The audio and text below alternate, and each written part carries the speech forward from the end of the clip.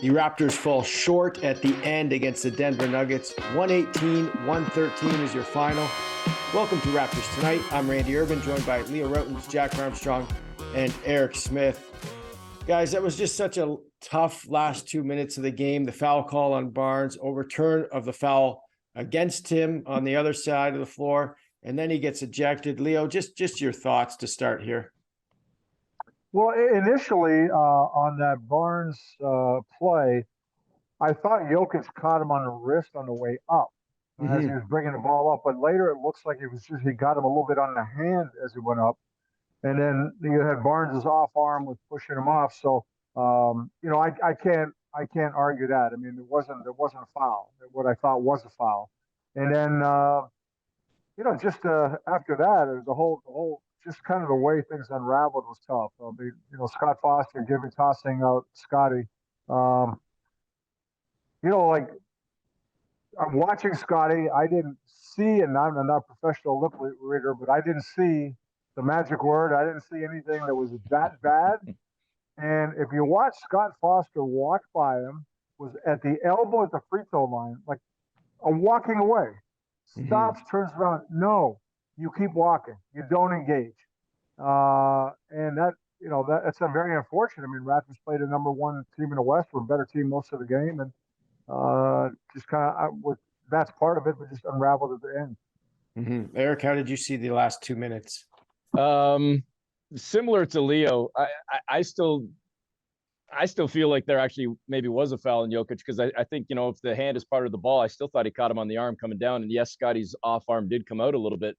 I still kind of thought that was one of those plays that could have gone either way. And when you go to the replay, if the foul on the floor was called, if the initial play was a foul blown, I'm not sure that there was enough conclusive evidence to overturn that call, personally speaking. On the other end, the one that was called against Scotty, to me, you saw Jokic not only hook with one arm, but with two. He brought him up and grabbed hold of Scotty. So that was, I thought. Jack made the point. That's a play on.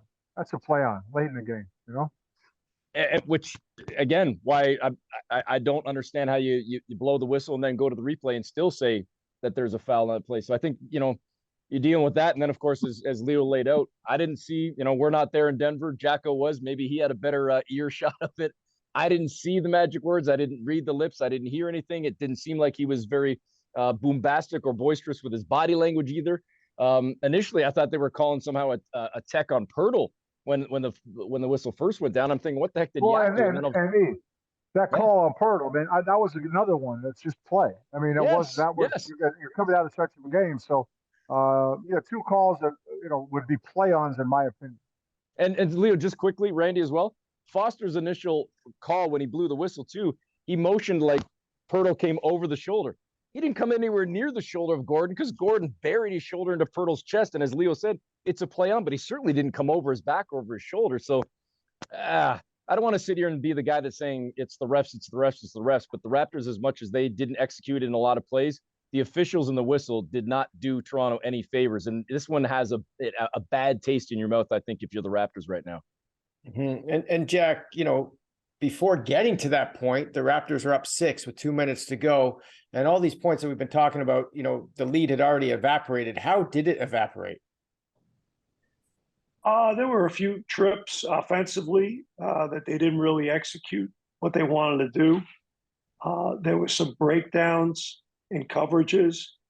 Jamal Murray was absolutely brilliant. And the Nuggets are a disciplined half-court team, and Jamal Murray is an outstanding combo guard. He's not a point, he's not a two, but he can get anywhere he wants to get. And then you got Jokic, who is a point center, and Gordon and Porter are wonderful complementary pieces. And they were the better team in the 5-on-5 half-court game and executed better on both ends down the stretch. And I think something that, we're talking about that one call with Scotty, but there's 47 minutes of action that go on. And he has a tendency to be demonstrative. He has a tendency to be very chippy. And I respect the fact that he was a rookie of the year last year. But if I'm a lead official and one of the best officials in the league, and Scott Foster, I don't want to hear from you anymore. You know, like you're not LeBron. I'll have a longer fuse with LeBron, but I'm not having that with you. And there comes a point when you're on the road, you can't do something to hurt your team, whether the call was right, whether the call was wrong. It's a 1-point game. Even if Aaron Gordon makes 2 free throws, you're down 3, you're down a possession. You can't do anything to tick off the officials. And I think there are times, too, with the Raptors, they get too much into it with the refs. And I'm telling you, I've been that guy as a coach. I've had to deal with it with players. They talk, man, and they remember. And there comes a point where maybe down the stretch you don't get a call because they're tired of you. Leo, Denver, #1 team in the West. When you look at their offense, obviously Jokic is a huge part of that. But what makes the certain components of their offense so effective? Well, I think Mike Malone's a great coach. He's done a great job with that. I'll tell you what, Aaron Gordon to me was a player that underachiever to me. Mike Malone got him in Denver, and I think he's done a great job of maximizing his talent. He's playing off of Jokic tremendously. His basketball IQ was climbing playing with the Denver Nuggets. So, Jokic is a brilliant player. Jamal Murray is a tremendous player, and they all complement each other very well. And I think that they work at it. They play well. But I think you got to look at one thing. Okay, defensively, I think they have some holes, and I think that's going to keep them from the ultimate crown. But when you look at the Denver as a #1 seed in the West right now, there's not a lot of difference between them. There really isn't. And if you look around the league, there's so much parity that if you can put a little run together, if you can just stay healthy, if you can just get your confidence up and play to your potential, anything can happen coming down the stretch of the season. Eric, can I make one point and then obviously throw it to Eric? Here's big. You got 2 games coming up with the Lakers. I mean, with in LA, excuse me, Clippers, Lakers, and then you come home. We got to play the Nuggets again. Are the first 44, 45 minutes going to be the thing you build on, or is the last 2 to 3 minutes going to break you? And to Leo's point. Yeah, and I'm showing if I'm Nick Nurse, I'm showing them the first 44 minutes that we're the better team. This is who we have to be. Yeah, and on top of that, it's the offense, Eric, that seemingly was able to get pretty much anything they wanted where they wanted it. They were just really firing on all cylinders, and you can see that when this team is sharing the ball and when they're cutting, this is when they're the most effective.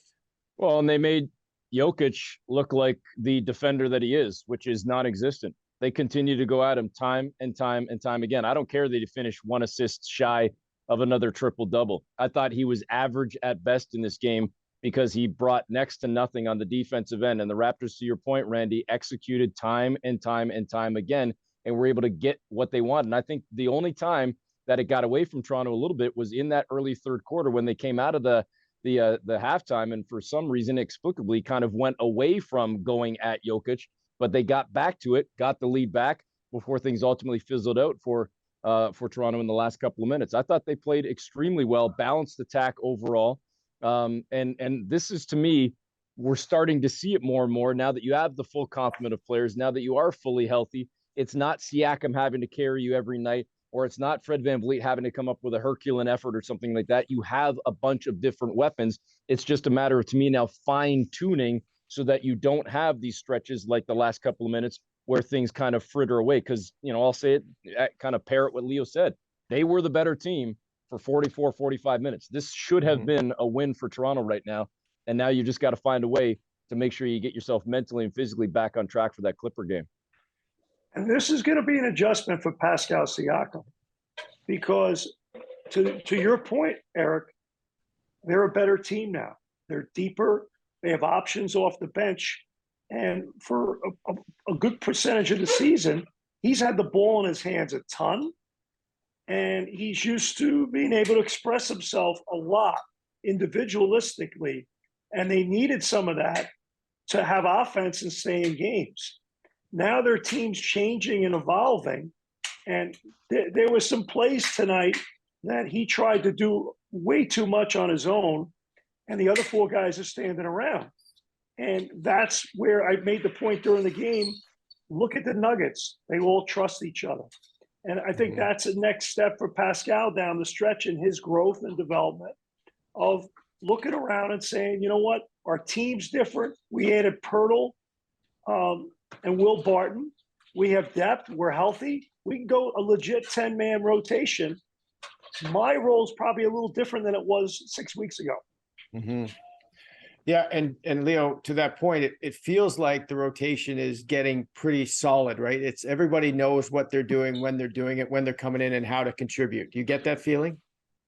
Yeah, I mean, you can see there's a lot more comfortability, and you really can't understate the presence of Pirtle in all of this. He just makes everything easier and better when he's in the game, when he's playing. And I think that's going to assist everybody. But Jack made a great point that, Pascal's really got to, the ball can't stick with him. If it sticks, it's going to be bad news for this team. He can be magnificent in being patient, setting his teammates up. He's going to have plenty of opportunities. Hey, the NBA game is a long game.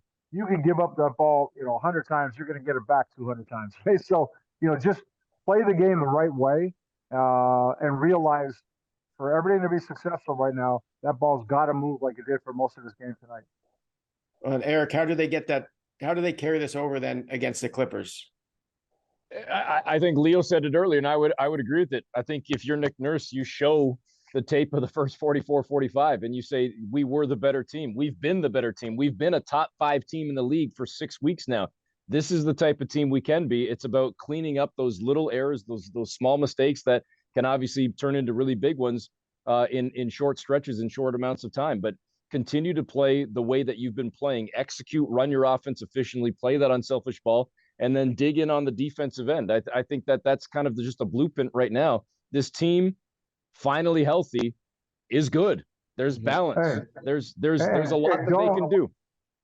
Don't let the referees decide the game. Yeah. And that includes coaches as well as players. Well, and Leo, to that point, that's one thing maybe, Randy, that can't be understated enough, I suppose. As much as I feel the Raptors were kind of hard done by down the stretch by the whistle, they had multiple times in this game, in the first half, in the second half, where the lead was at 6, it got to 8, they couldn't punch it to 10, 12, 14. I thought one guy that was huge tonight, we haven't even mentioned, Michael Porter Jr., timely threes, cuts to the bucket. He was the unsung hero. Talk about Jokic, talk about Murray. Michael Porter Jr. was outstanding. And the Raptors really, as much as they were in the lead, I don't know if they were in control, in the sense that they were never really able to punch through and really put the pressure on Denver. They allowed the Nuggets to kind of hang around in spite of the fact that they led for as long as they did. All right, guys, good stuff. Going to stop it there. Next game for the Raptors is Wednesday against the Clippers. 10 p.m. Eastern is your tip. After the game, be sure to catch Raptors Tonight on YouTube and NBA TV Canada. Thanks for watching, and we'll see you next time.